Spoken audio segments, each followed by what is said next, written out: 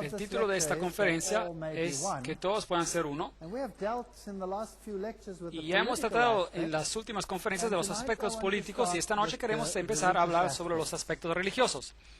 La próxima vez vamos a ocuparnos de una conferencia llamada El Fuego Extraño. No falte, eso será emocionante. Las reuniones del Concilio Vaticano II. Aquí el Papa está siendo cargado al lugar de la reunión y en aquella reunión fue decidido que las iglesias protestantes podían permanecer en sus propias confesiones y obtener la salvación, pero con la condición que acepten y reconozcan la supremacía del obispo de Roma. Ahora, después del Vaticano II, fue Karl Rahner, el jesuita. Es extraño cómo los encontramos a menudo. Yo sé que estoy repitiendo esto con frecuencia, pero es un hecho. Él fue a quien comisionaron para llevar este mensaje al mundo. Es decir, que cada uno podría permanecer en su confesión con tal que reconozcan la supremacía del obispo de Roma. Ya hemos tratado sobre esto, pero voy a entrar un poco más en detalle ahora. Paul Knitter, quien tenía una posición en la Universidad de Xavier en Cincinnati, donde él es profesor de teología, y él estudió debajo de Karl Rahner, y él escribió este libro escribió Ningún Otro Nombre. Y en este libro, Ningún Otro Nombre, él escribe ciertas cosas interesantes. Aquí es un comentario al respecto. Es interesante ver que tienen en el libro este símbolo del pequeño hombre humanista que representa el humanismo. Él escribe, el autor hace frente al enigma de lo que el comprometido creyente cristiano hace teológicamente frente a la evidencia cada vez mayor encontrada por especialistas y por experiencias personales de que hay otras maneras religiosas, aparte de la manera cristiana, de conducir una vida humana, plena y auténtica. ¿Usted está comenzando a ver algo? ¿Puede una persona ser salva? Definición. Es decir, vivir una vida verdaderamente humana por otro nombre que no sea el de Jesucristo. Un momento. Déjeme repetir eso. Ser salvo significa vivir una vida verdaderamente humana. ¿Es esa una teología correcta? Ese es un profesor de teología y este libro se prescribe virtualmente en todos los seminarios de la teología en el mundo entero. La respuesta de Knitter es que uno puede ser salvo por otro nombre, y entonces él procede a mostrar cómo esta afirmación se puede comprobar teológicamente con pleno apoyo cristiano. Esta es teología creativa de primera clase. Esta es la única frase con la cual estoy de acuerdo. Esta es teología creativa, pero definitivamente no es teología bíblica. Bien, en el segundo concilio ecuménico, si la Biblia no va a ser la norma, tendremos que sustituirla por algo más.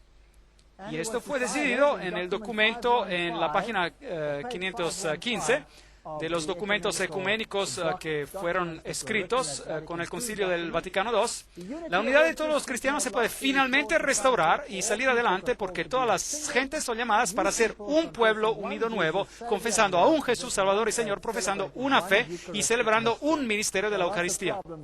Hay varios problemas aquí con este texto, en particular con respecto al ministerio de la Eucaristía. Todos los cristianos deben de ser de una sola mente ecuménica, documentos del Vaticano II, página 515. El Catecismo Católico nos dirá que el Vaticano II no cambió las doctrinas. Los cambios fueron solo en apariencia.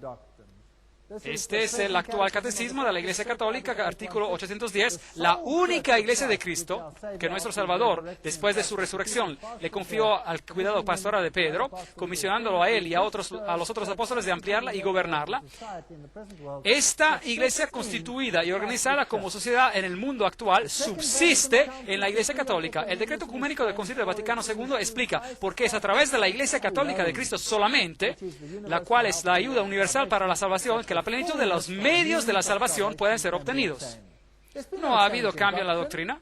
Solo los protestantes creen que ha habido un cambio de la doctrina. Las heridas hacia la unidad, artículo 817. Donde hay pecados, también hay divisiones, cismas, herejías. Así que si hubo una división, entonces eso fue pecado. Entonces, ¿quién es el pecador? El que se separó. Hacia la unidad. Cristo concedió la unidad en su iglesia desde el principio. Y esto es algo que la iglesia nunca puede perder. Artículo 820. No ha cambiado. Todavía gobierna. Él controla la iglesia a través de su pontífice supremo. Y los obispos, todos tendrán que reconocer esto. Esta es la razón por la cual el sacerdote J. Cornell dice: el objeto final del ecumenismo, así como los católicos lo conciben, es unidad en la fe, la adoración y el reconocimiento de la autoridad espiritual suprema del obispo de Roma. Esta es la conclusión.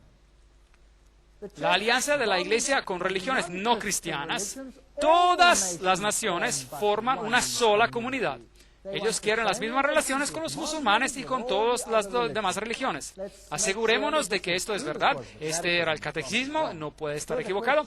Leemos de la fuente titulada Respuestas a preguntas adicionales de Bonaventure Hinwood, OFM, el Vaticano II. Enseña en varios lugares que la Iglesia Católica, y solamente ella, es la Iglesia fundada por Jesucristo. No ha habido cambio en la documentación del Vaticano II. Entonces, el 5 de septiembre de 2000, el Vaticano dejó esto bien claro. Las iglesias examinaron las declaraciones del Vaticano en un documento de 36 páginas, diciendo en las declaraciones que otras comunidades de los cristianos, tales como los anglicanos y otros protestantes, no son iglesias en el sentido propiamente dicho.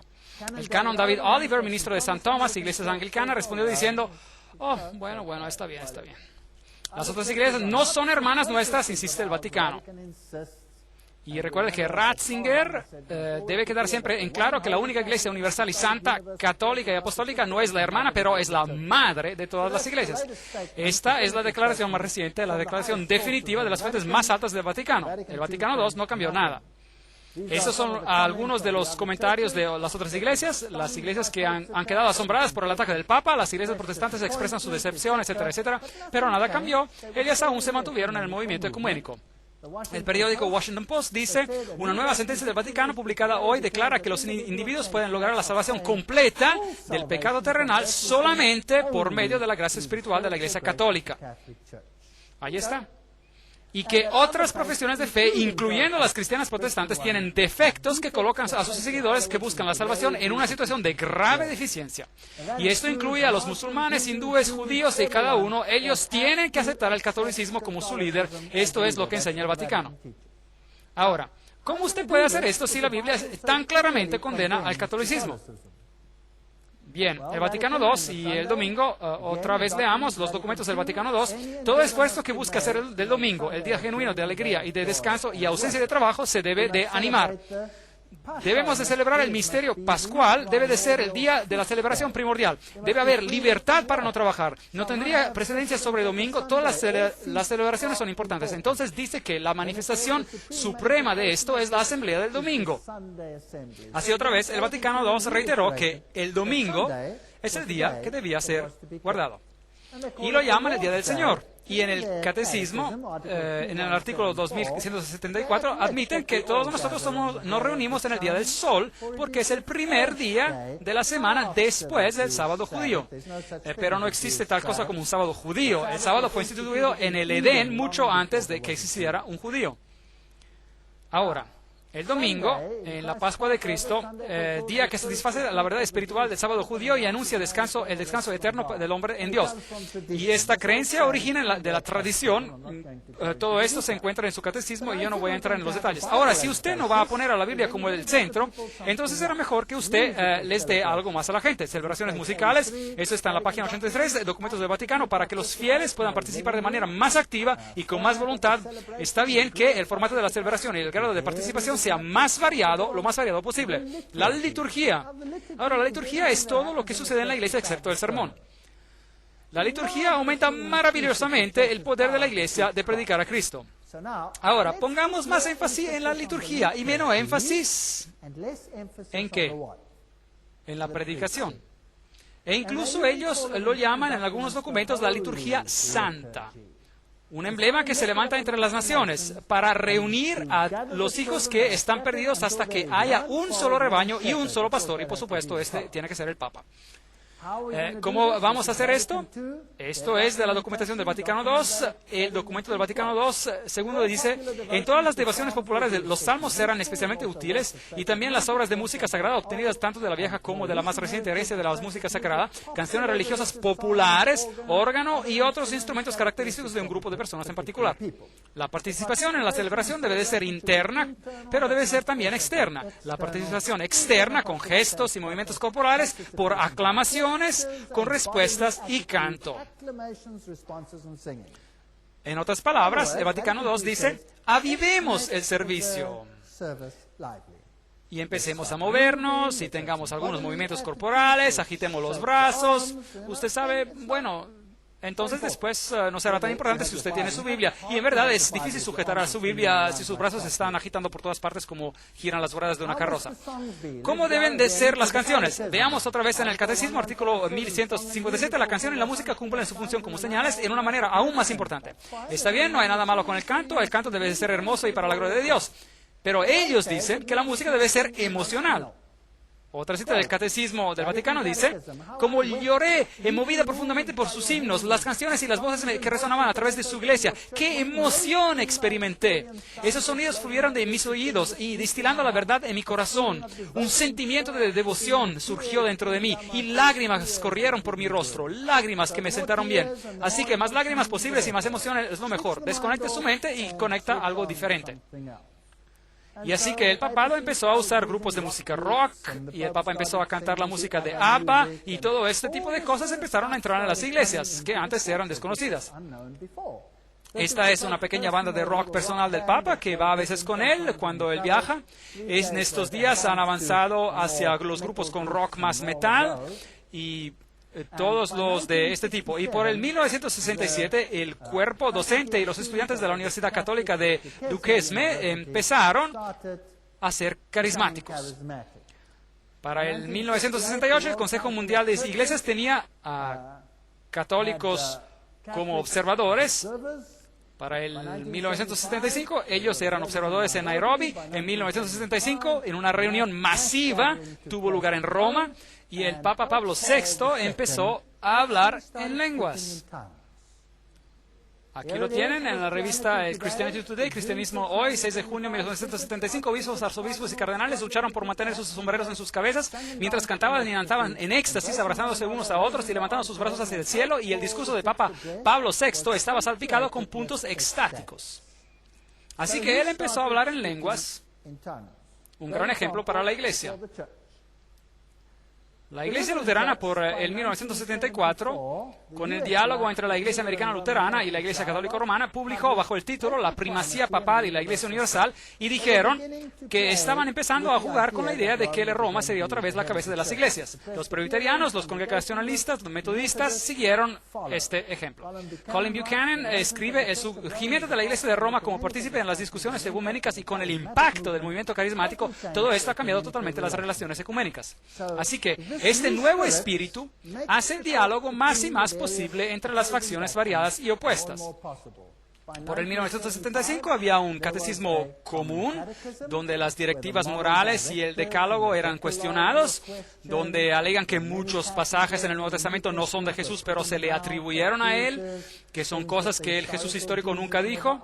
La resurrección física es un problema lleno de dificultades, etcétera, etcétera. Empezaron a cuestionar la Biblia. En 1977 se formó una comisión conjunta entre católicos romanos y anglicanos, y publicamos la siguiente declaración. Parece apropiado que en cualquier futura unión la primacía universal, como ha sido descrita, debería ser mantenida por la sede papal de Roma. Así que la Iglesia anglicana dijo: bien, el Papa será la cabeza. Por el 1989, el arzobispo anglicano de Canterbury, el venerado Robert Ramsay, fue a Roma e instó a los cristianos a que consideraran la primacía del Papa. Mejor juntos. Allí están. Y luego vino el famoso documento que ellos firmaron. Están las firmas del Papa y de Ramsay. Aquí están firmando la declaración de Canterbury, y el Papa es ahora la cabeza de estas iglesias. Y aquí tenemos algunas bellas señales masónicas. Sí, van a estar juntos. Y la reina, bueno, ella y su séquito visitan al Papa y dicen: bien, ¿y ¿Qué dijo el príncipe Carlos? Que ya no quiero ser más el protector de la fe, quiero ser solamente el protector de fe. Así que el protestantismo ya se va y por supuesto que surgen muchas marchas en las calles del Reino Unido. El próximo arzobispo de Canterbury es Carey, y Carey es extraordinario debido a su renovación carismática y por hablar en lenguas. Así que la iglesia anglicana es la primera en retornar a Roma. Ahora, esta es la famosa catedral de St. Paul en Londres. Allí está, ven un autobús de Londres. Yo mismo tomé esa fotografía. Y esta es una imagen sorprendente. ¿Qué ve usted? ¿A qué se le parece? Parece una miniatura del Vaticano. Sí, y en realidad es una réplica del Vaticano. Y la cosa más asombrosa es que la Catedral de St. Paul nunca tuvo esa apariencia, De hecho, esa solía ser su apariencia en el pasado. Pero ahora ha sido reconstruida totalmente y ahora esta es su apariencia. ¿No se ve esto notablemente como la imagen, una imagen de la bestia? Una imagen de la bestia. Bien, entremos al interior de la catedral. Uno tiene que ser muy cauteloso con su cámara cuando está ahí. Y está en su apariencia actualmente. Ese es su altar principal. Increíble. El altar principal es una copia exacta del dosel de Bernini en Roma. Eso quiere decir que la iglesia protestante aquí ha copiado a Roma. Muy interesante. Observen los cuadrados negros y blancos. Tienen cúpidos y con otros seres angelicales masculinos, femeninos, etcétera. Y si usted mira al techo, usted toma una fotografía de la cúpula, usted encontrará bellísimos símbolos masónicos. Esta es masonería. Esta ya no es la iglesia anglicana. Así que la iglesia anglicana ha capitulado y ha pasado a formar parte de la masonería. Y por lo tanto, podríamos decir, se ha convertido en luciferiana. Triste, pero verdad. Bien, en el frente del altar principal, ahí usted tiene los típicos símbolos solares. Mirando desde lo alto está como la enseñada de una bruja. Ha sido reestructurada. Esto es ocultismo. De hecho, tiene el pentagrama negro y blanco en el piso. Y en el piso tiene el símbolo de la serpiente con la cola en la boca representando el sol y la luna. Y a propósito, esos son mis zapatos. Están bonitos y limpios. Y las deidades solares en el piso. Así que esto no es nada más que el catolicismo. Aquí están los símbolos de la nueva era, los pavos reales, símbolos de Lucifer, los triángulos en el círculo, los hexagramas y, por supuesto, los cadáveres bajo el altar y el IHS con sus hostias en el sagrario y la forma del sol que brilla con sus utensilios de servicio al público, también el pelicano místico o el ave que alimenta a sus pichones con su carne. Esos son símbolos ocultistas. No es de sorprender que el Papa Juan Pablo II pudiera escribir en el libro Cruzando el umbral de esperanza para el año 2000, tenemos que estar más unidos. Para que la unidad se logre, todas las iglesias deben de aceptar la autoridad del papal. El Papa dijo esto en el 1995. Esta es la condición para lograr unión. Ahora, ¿por qué la Reforma se desunió de Roma? Seguramente la Reforma tenía buenas razones bíblicas. Apocalipsis 13:8, Reina Valera Antigua dice, y todos los que moran en la tierra le adoraron, cuyos nombres no están escritos en el libro de vida del Cordero, el cual fue muerto desde el principio del mundo. Bien, han corrompido este versículo en las traducciones bíblicas modernas, pero no importa, eso es lo que dice. No serán escritos en el libro de la vida si veneran a este sistema obedeciéndolo. Aquí tienen a Dom zu Berlin. Esta es la madre iglesia luterana, por así decirlo, en Alemania. Y ahí tiene fotografías inmensas de María, con velas que encienden enfrente de ella. Allí usted lo tiene. Esto es regresar a Roma. Y la revista Weltbild publicó la fotografía de Martín Lutero, que le da un apretón de mano al Papa. Bien, en los 80 el Papa fue a Alemania, a Mainz, y dijo, el ecumenismo es una tarea urgente. Y luego los acuerdos, los cristianos preparando los acuerdos por una nueva era, las iglesias alcanzan un pacto, y luego el famoso sínodo en Alemania, el sínodo luterano Heiße Eisen und alte Zöpfe, estas viejas hachas de guerra, por así decirlo, y ellos decidieron, der Papst soll nicht mehr Antichrist genannt werden. El Papa ya no será llamado el Anticristo. Bien, con esto ya se acaba la reforma en cuanto a los luteranos. La revista Time Magazine reportó sobre el acontecimiento y dijo, desde medio milenio de ruptura y separación, los luteranos y los católicos alcanzan un acuerdo sobre los asuntos que causaron la división del cristianismo occidental en dos. Y el 1 de noviembre de 1999 las iglesias ponen fin a 500 años de ruptura. Así que los luteranos reconocen al Papa. Y esta asombrosa declaración. Alemania llama para pedir que se perdone a Lutero. ¿Por qué? ¿Por qué debe de ser perdonado? Y la iglesia calvinista, ellos dijeron, tenemos que tener más respeto para los iconos y los objetos. Así no podemos estar juntos de esta manera. El líder luterano dice que el Papa podría ser portavoz mundial para todos los cristianos. Publicado en el boletín Friday Church News Notes del 6 de julio 2001. Lo siguiente, Ishmael Noko, secretario general de la Asociación Luterana Mundial, dijo en marzo que los luteranos pueden indudablemente mirar al Papa como uno de los líderes espirituales del mundo entero hoy. Y siguió diciendo que el movimiento ecuménico exige que los cristianos investiguen la posibilidad de que el Papa se convierta en el portavoz mundial para todos los cristianos. Así, que los anglicanos capitulan, los luteranos capitulan. Los presbiterianos capitulan, los metodistas capitulan. Todos capitulan. En Alemania usted tiene ahora iglesias como esta que encuentro interesantes. Allí hay un lado católico y ahí hay un lado protestante. Y comparten el campanario. Y desde el año 2000, los Knights of Columbus, es decir, los Caballeros de Colón, una orden secreta controlada, por supuesto, de los jesuitas, empezaron a enviar iconos de Nuestra Señora de Guadalupe a todas las iglesias en el mundo entero.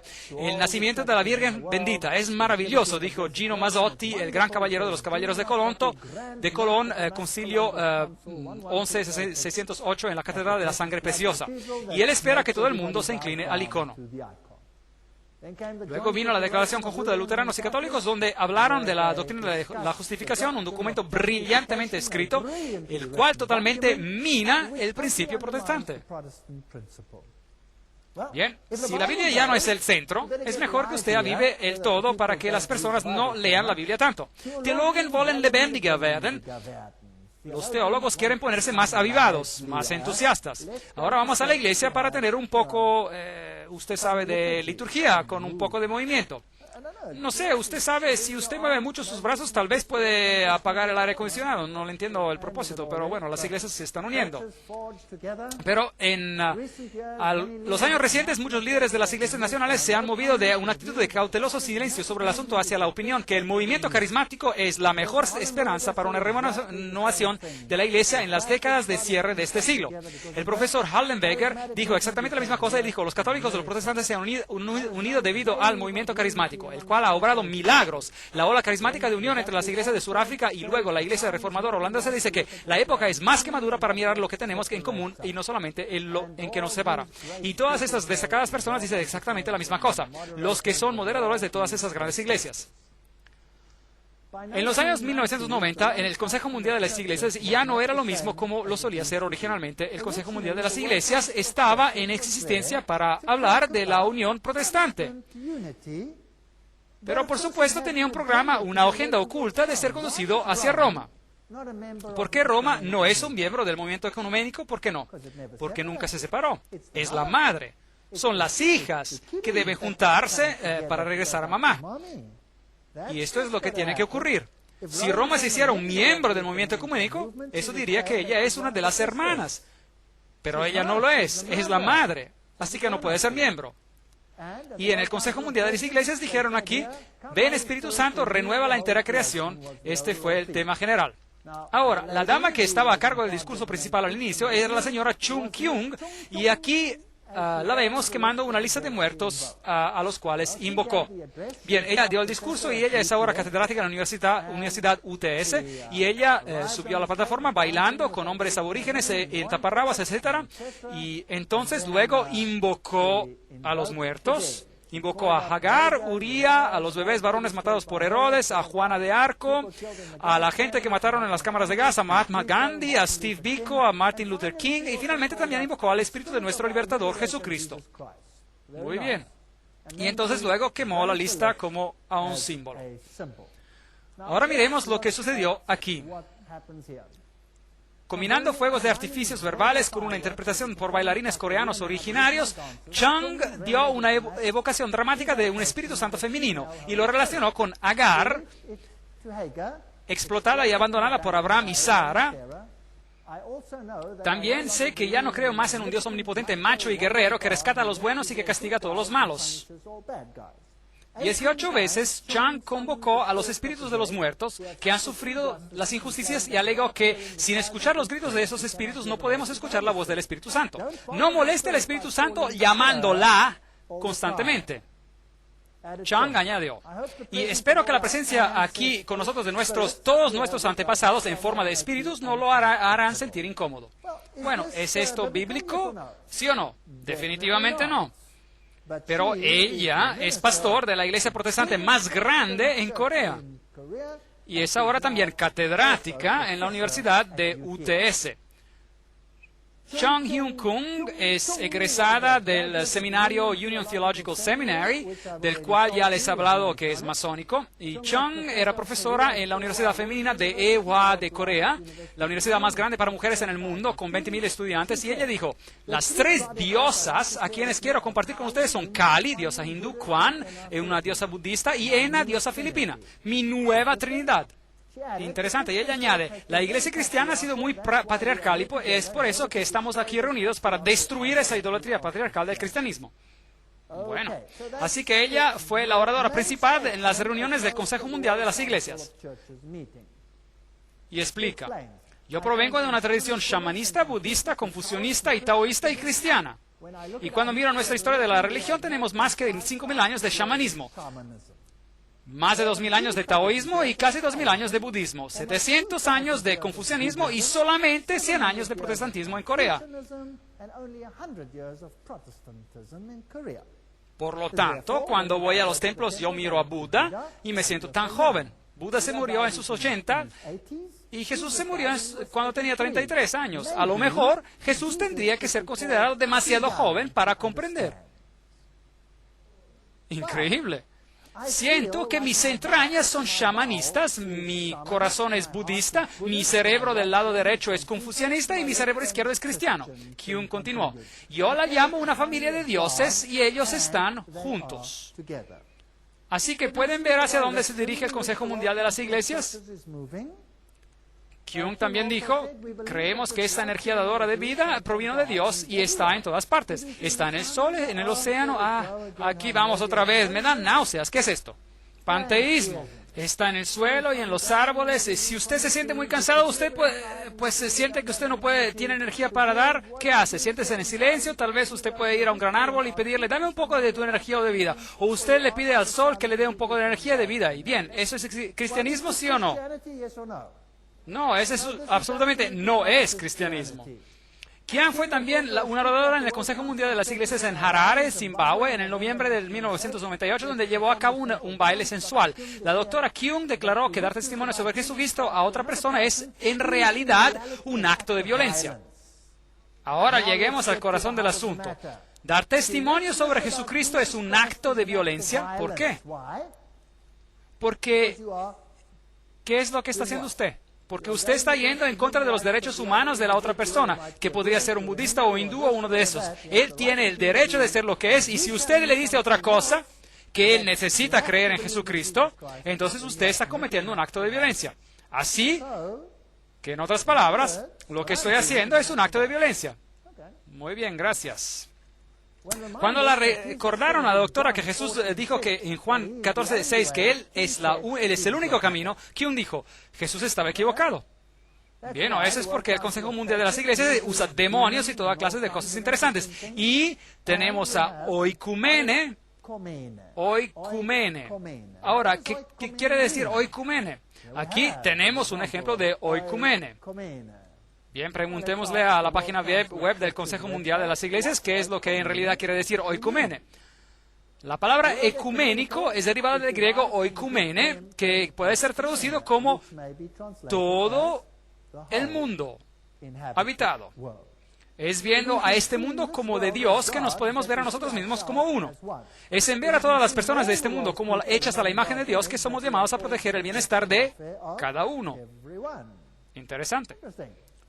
Recuerden que les he mostrado que Gary K. dijo que la religión babilónica antigua, a través del cabalismo, etcétera, después a través de la masonería, controla el marxismo, las sociedades políticas secretas estadounidenses, el sector bancario internacional y el Consejo Mundial de las Iglesias. ¿Usted piensa que él habrá tenido razón, viendo lo que ellos enseñan? Jesús estaba equivocado, era demasiado joven para comprender, tenemos adoración a la naturaleza y todas estas cosas. Eso definitivamente no es bíblico. ¿Qué dijo Alice A. Bailey, la fundadora de la Fundación de Lucifer en 1919? Ella predijo la aparición de una iglesia universal y el perfil definitivo de esa iglesia aparecería acerca del final del siglo. No habrá disociación entre la Iglesia Universal, la logia sagrada de todos los verdaderos masones. ¿Pueden ver? ¿Ven cómo lo están unificando? Y los grupos interiores de las sociedades esotéricas tampoco. De este modo, los objetivos y la obra de las Naciones Unidas serán solidificados y una nueva Iglesia de Dios, liderada por todas las religiones y por todos los grupos espirituales, pondrá fin a la gran herejía del separatismo. Bien, esto requiere una conferencia completa. Esas son cosas muy fuertes. Por eso se dará una conferencia sobre este tema más adelante llamada la ONU y el programa La Agenda Ocultista. Encuentran el asuncio en sus boletines. Eso es muy fuerte. Habrá sobre las iglesias, las logias sagradas, de hecho, y las sociedades esotéricas al final del siglo trabajarán juntas para lograr esta nueva religión mundial. Ahora, como un cristiano que cree que Jesús es el único camino, ¿puedo unirme a este grupo, sí o no? No. Ustedes son muy categóricos en sus respuestas. Es muy extraño. Norman Vincent Peale. Bueno, ¿quién es Norman Vincent Peale? Probablemente uno de los predicadores más grandes de nuestro tiempo. Es un masón de grado 33. La masonería siempre le ha abierto las puertas a hombres de todas las profesiones de fe y creencias religiosas a entrar en su círculo. El único requisito es que un hombre crea en el arquitecto supremo y en la inmortalidad del alma. Nada de lo cual es, por supuesto, bíblico. Los masones, a decir verdad, van más allá del sectarianismo angosto y del dogma restrictivo. Están de acuerdo con la declaración del estadista famoso y autor Edmund Burke. La sustancia de toda religión verdadera consiste en estar seguro de la obediencia a la voluntad del soberano del mundo, en una confianza en sus declaraciones y en la imitación de su perfección. Esto es lo que dijo Norman Vincent Peale, quien era un masón del grado 33.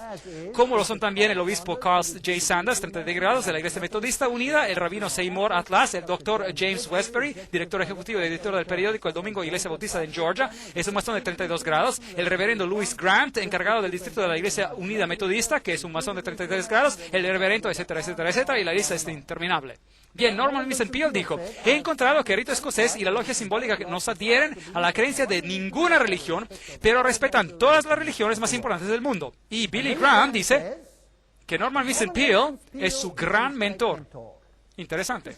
Tiene un masón de 33 grados como su mentor consejero. Billy Graham es el evangelista cristiano más popular del mundo. Era enumerado en sitios web como un masón de 33 grados y todos ellos, después de mucha crítica, lo sacaron de todas esas listas.